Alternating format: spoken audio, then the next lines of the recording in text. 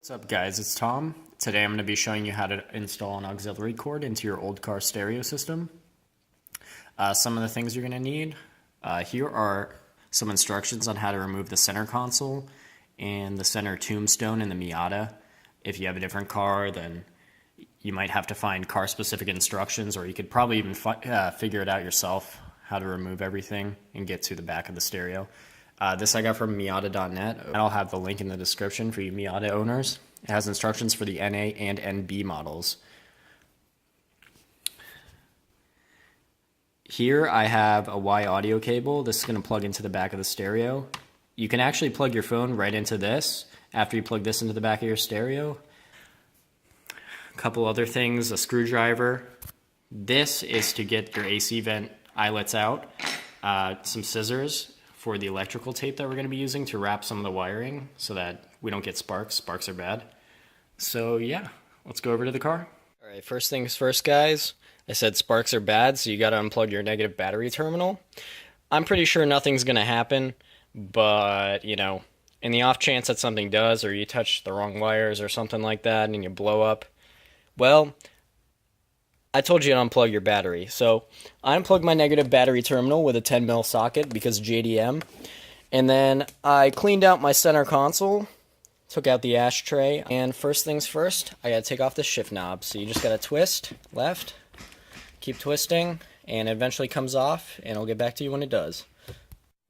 Alright guys, now that our shift knob is off, we're gonna have to make sure that we're in neutral position right here and that our handbrake is up. And next thing, you gotta unscrew 5 screws. 2 of which are right here inside this little box here. One is supposed to be right here under the ashtray. I lost that screw. And then one right here on the side. And then one right here on the other side. So I'm just going to remove those and I'll get back to you when I'm done. Right, also guys, a little pro tip. Make sure that you keep a little container on the side so you can keep all your screws in there so you don't lose them. That would be bad if you lost them. Alright, next thing we're going to do is we are going to remove this center console. Let me move this out of my way. So just open this up, get a nice little view of what I'm going to do. I'm going to lift it up a little bit. See how I got it off? Here, just popped it right off. And then slide it forward, and then it comes off right there. Now I got a little thingamajig plugged in right there.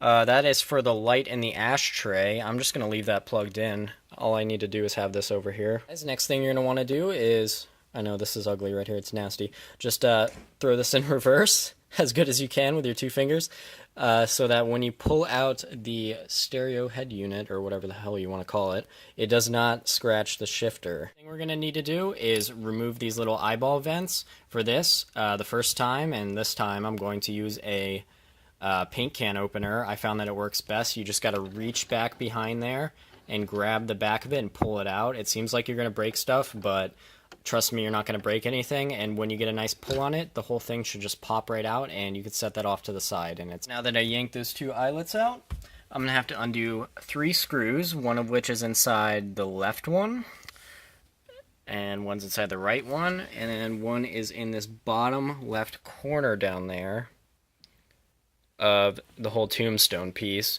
Try to use a magnetic screwdriver, or at least catch the screws so that they do not fall down there. That would suck. So I'm just going to take those out real quick. Next thing, we can remove the tombstone. Now that we have removed the screws that hold it in, you can just grab it from the 2 sides right here and here, and it pulls right out. That was just a little piece that goes around my stereo thingy. So I can just pull that right out, and it comes right out. And on the back is the connector for the pop-up headlights and the emergency lights. Just push the little thing on the side and it should pop right out, like so. And then you can remove the tombstone and put it off to the side. Alright, grab your screwdriver again because it's time to remove the 4 last screws. Alright, one screw is going to be right here. Mine is gone. I don't know where the hell it went. Another one's going to be down here. Third one's right here. And fourth one is up here. So once you remove that, I'll get back to you. After the removal of the screws, you now have a loose unit. So you can just pull that out. Be careful not to scratch it on the shift lever. And it is also still attached to a bunch of cables The only cable we are concerned about right now is the cable that comes out of the back and has these little red and white female adapters. And this is what we're going to be plugging in our Y adapter to. So what you're going to do is plug these in. I'm not really sure which one's left and right, so I guess we're just going to have to play around with that. I'll plug the stereo back in and see how it works. So now that you got these plugged in, you're going to take the other end of the cord and you're going to feed it through this little tiny hole right here. I don't know if you guys can quite see that. I'll get a better shot of it after I just fed it in. There's this little hole right here. You're going to feed the other end, the 3.5 millimeter, through that hole, and that is what's going to plug into your phone. So just feed that through as much as you can, but keep this part behind here. We're going to have to tape this up, and I'll get back to you once I do that. Alright, we've got the connections taped up as to protect it from any sparks or anything, or from creating any sparks, and also to keep this connection strong. So what we're going to do after we have fed this all the way through, except for this part right here, we're going to place the unit back in. I know, it's easy, isn't it? We're going to place the unit back in. This was the big pain for me last time, was getting the unit back in straight. You got to make sure that you play around with the wires in the back to make sure that you get it so that your unit goes in and you can screw in the screws all the way. Guys, now that you got that in all the way square, I'm still missing that screw, so mine's obviously not going to be perfect, but if you've got that in all the way, or most of the way, then you should pretty much be fine. You just got to clear the centerpiece that we took out before. So we're just going to go ahead and put that back in.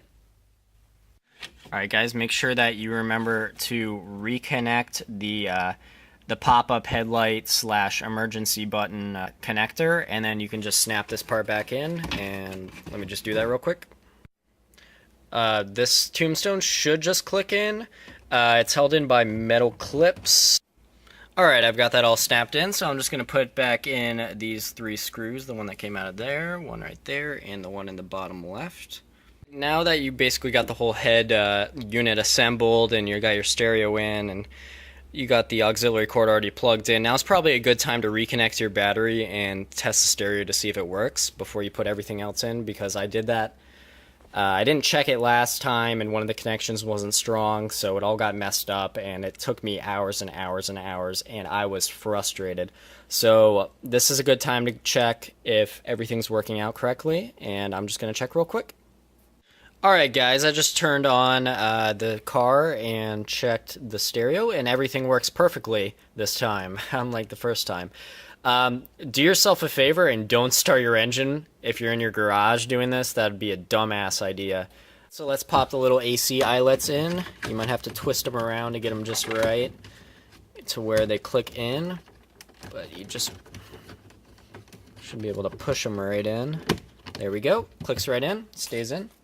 And then this one, like I said in my video that I just made before, I'm going to show you guys how to paint this outside thing. I think it looks really nice. It came out really nice. So place your shifter back in neutral position, and then grab your center console.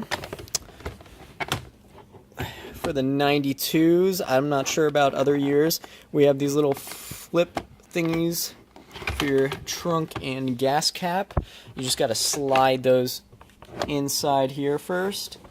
You'll see what I mean if you're actually gonna go outside to your car and do this, but yep, just get those in and put the shifter back in through the boot. Make sure your insulation's in. I'm just gonna pull this up again, and then put the insulation back in. The cord comes out this side, and here's your auxiliary cord, and you can have fun, do whatever you want with it. If you want to drill a hole in the center console, you can actually feed your auxiliary cord out through somewhere like here, or you know, maybe the top here. I didn't want to drill through anything. If you have power windows, then your thing's right here, so obviously don't do that. But that's pretty much it, guys. Thanks for watching.